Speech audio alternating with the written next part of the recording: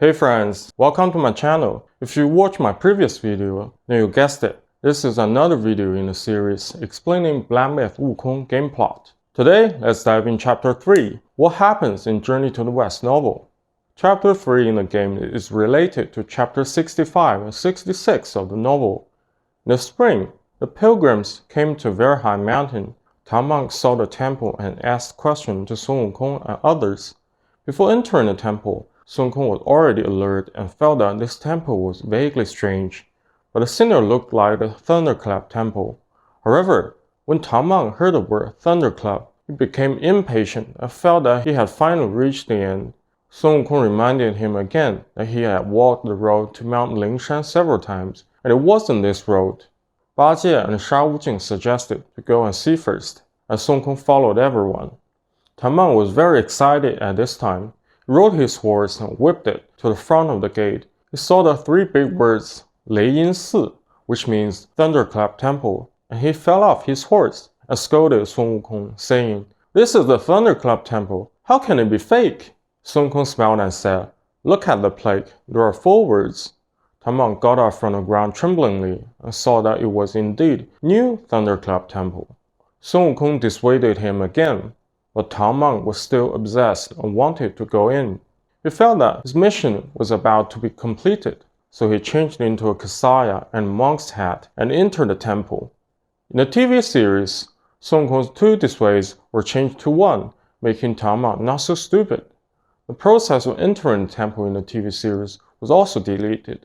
In the novel, someone shouted at Tang monk at the mountain gate, "You're from the east to pay homage to my Buddha. Why are you so indifferent?" Moreover, the Thunderclap Temple in the novel is a complete replica of the Great Thunderclap Temple, with various holy monks and Taoists. Tang monk, Ba Jie, and Sha Wujing bowed 1 step at a time until they came to the Tathagata. The new Thunderclap Temple in the TV series has a weird atmosphere. Then Tathagata asked Sun Wukong why he didn't bow. In the TV series, it was Yellowbrow who took the initiative to show up, while the Monkey King in the novel was relatively more powerful. After careful observation, he found that it was a fake Buddha.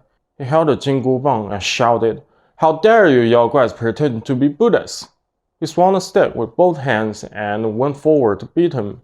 But this time Yellowbrow was a strong opponent who casually threw out a pair of gold cymbals that trapped Sun Wukong inside. In the novel, Yellowbrow didn't show his true form until Ba Jie, Sha Wujing, and Tang monk were caught. Sun Wukong was trapped in the gold cymbals and couldn't get out no matter what he did. When he became larger, the gold symbols got larger as well. And when he shrank, the gold symbol shrank accordingly. And according to the novel, if Sun Wukong was trapped for 3 days, he would turn into blood and pus. Sun Wukong had no choice but to summon gods such as 值日公曹, 五方揭谛, and 护法伽蓝. After some discussions, 五方揭谛 went to Celestial Court to ask for help. These characters didn't appear in the TV series, but were changed to let Zhu Bajie and Sha Wujing escape and let Zhu Bajie go to Celestial Court to ask for help. All the scenes of Zhu Bajie and Sha Wujing in the section were adapted from the TV series. After Wu Fang Jiedi told the Jade Emperor ordered the 28th Constellations to come down to Earth to help. They dared to enter the cave to rescue him at night. No matter how the group of people tried, they couldn't do anything. So Kang Jinlong, one of the 28 constellations, used his horn to drill into the seam of the gold symbols. Sun Wukong drilled a hole in his horn and successfully escaped. After Sun Wukong came out, he was very angry and smashed the gold symbols to pieces. The TV series also made changes to the plot later. In the TV series, Sun Wukong and Yellowbrow fought in the cave, while in the novel, they fought outside the mountain gate of New Thunderclap Temple. In fact, Yellowbrow lived in the temple. He was a god with the temple, not an ordinary Yao Guai in the general sense. His purpose here was simply to dissatisfy Sun Wukong's reputation and wanted to compete with Sun Wukong. So he wasn't satisfied when Sun Wukong escaped from the mountain gate and provoked Sun Wukong to start a fight. Then Sun Wukong and Yellowbrow fought, and the fight lasted for a long time without a clear winner. Wu Fang Jiedi and 28 Constellations and others came forward to surround Yellowbrow, but he wasn't afraid at all. While fighting the enemy with one hand, He took out a magic weapon like big sack with the other hand and sucked everyone in. This big sack is another treasure of Yellowbrow, called human sack. After Yellowbrow sucked everyone in, he opened the human sack again, took out Sun Wukong and others one by one, and tied them up one by one. This human sack is a very powerful magic weapon. It can not only suck people in, but also make people feel weak and numb after coming out of it. In the TV series, the human sack was weakened, and Sun Wukong got out of the human sack directly, which is unreasonable. In the novel, after Sun Wukong was tied up, he heard the crying of Tang monk, and immediately came to his senses, cast a spell to successfully escape, and untied his master, fellow disciples, and the 28 constellations. There is a plot later that is very worth recalling. Sun Wukong has saved everyone and sent Tang monk out, but Sun Wukong goes back to look for his luggage again. He turned into a bat and returned to New Thunderclap Temple, looking for his luggage everywhere. After finding it, Sun Wukong moved the luggage and woke up Yellowbrow. Yellowbrow woke up and learned that everyone had escaped, brought thousands of lesser Yaoguais to chase after them. Sun Wukong didn't dare to take the luggage and went directly to meet up with the 28 constellations. When Yellowbrow and the 28 constellations were fighting, Sun Wukong arrived just in time, leading Ba Jie and Sha Wujing to fight Yellowbrow. Yellowbrow fought 3 people alone and wasn't at a disadvantage. He took the opportunity to take out the human sack again. Sun Wukong reacted quickly and escaped immediately, but the others were sucked into human sack again by Yellowbrow.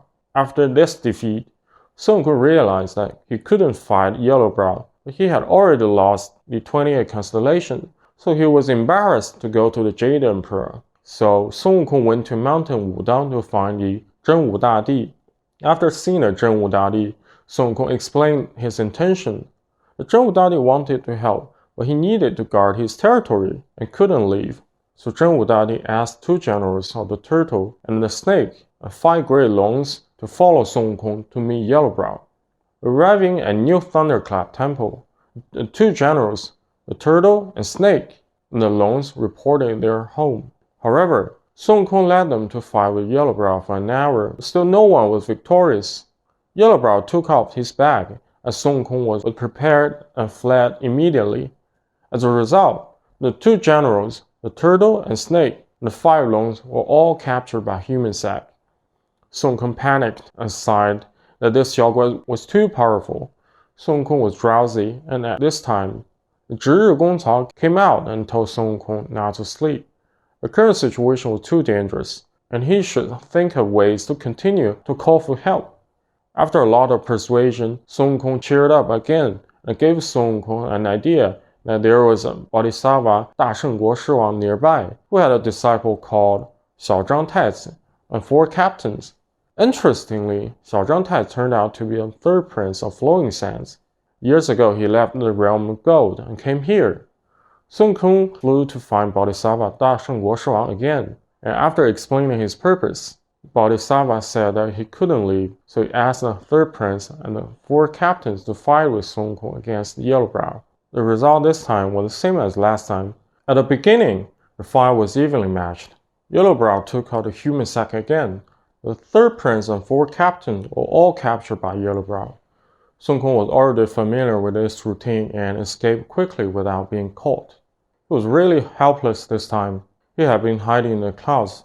He saw Yellowbrow return to the New Thunderclap Temple and close the door before he dared to land.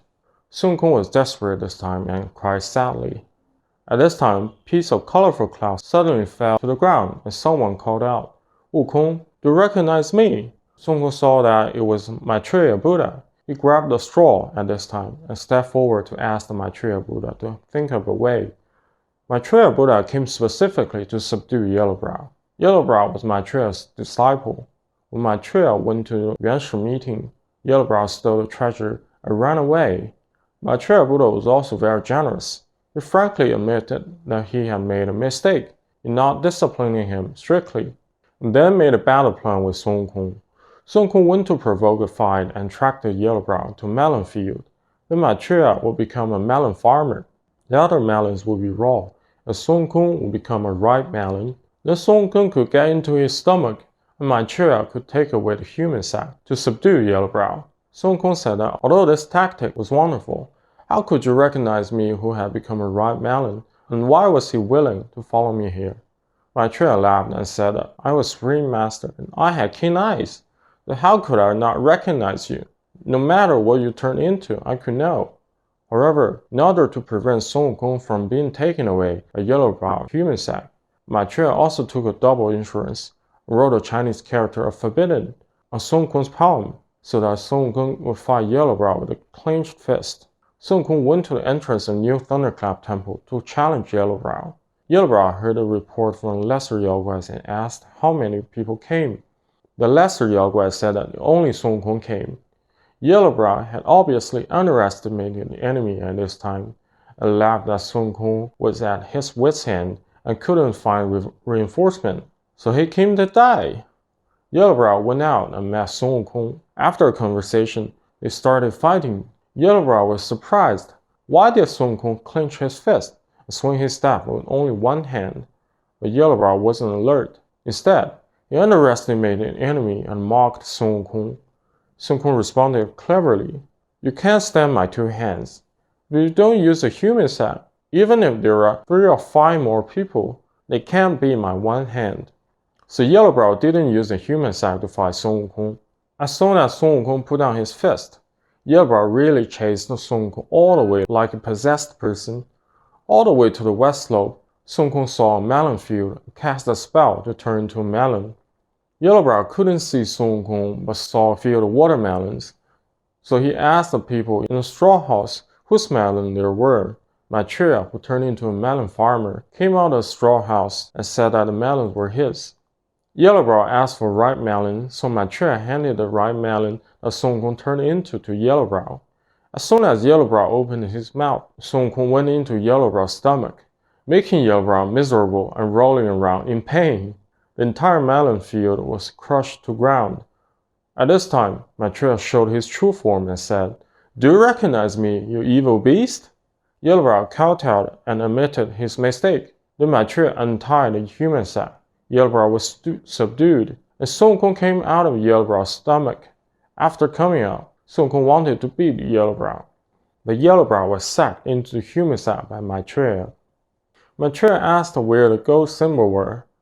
Yellowbrow said in the human sack that Sun Wukong broke them. So Maitreya took Sun Wukong to the new Thunderclap Temple, where Sun Wukong killed all the lesser Yaoguais. Maitreya cast a spell to restore the gold cymbals and returned to the west. Sun Wukong rescued Tang monk and others, and the 4 masters and disciples continued their journey to the west. What does Chapter 3 ending animation tell?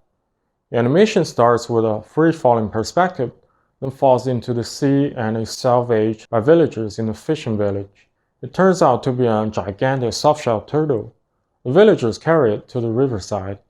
At this moment, the soft-shelled turtle cuts itself and the wound reveals treasures. Seeing the treasure, officials didn't embezzle it, but built a platform with villagers so that all the poor villagers could gather to see the soft-shelled turtle.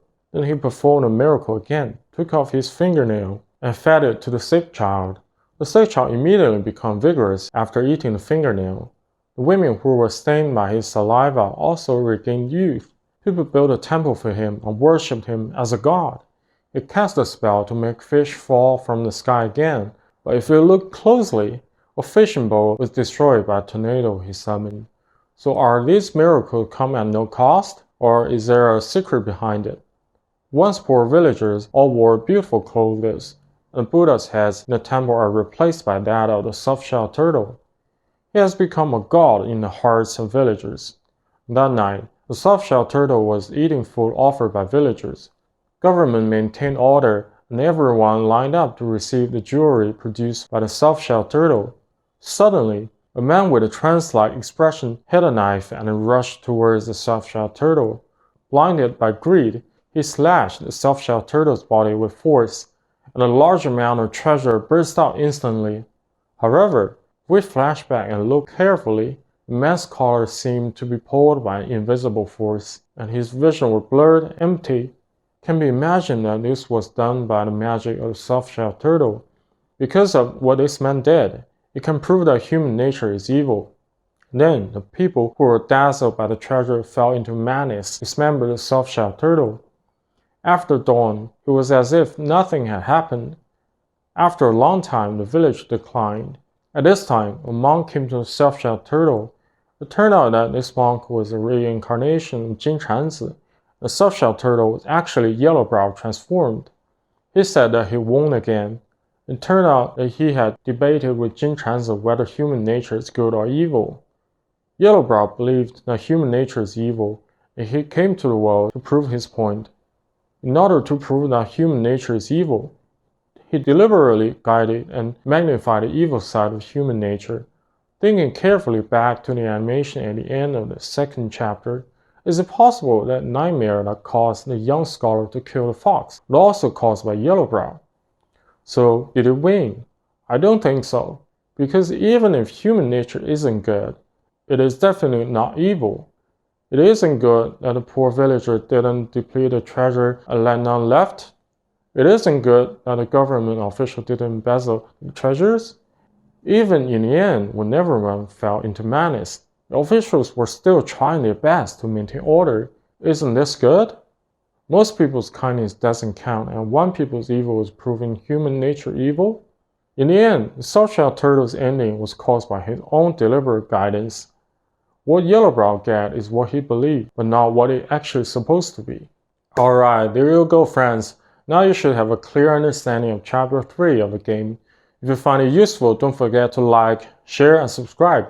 In case you want to know more about the game Black Myth Wukong, you need to check these out on your screen. I'll continue making this series. Stay tuned.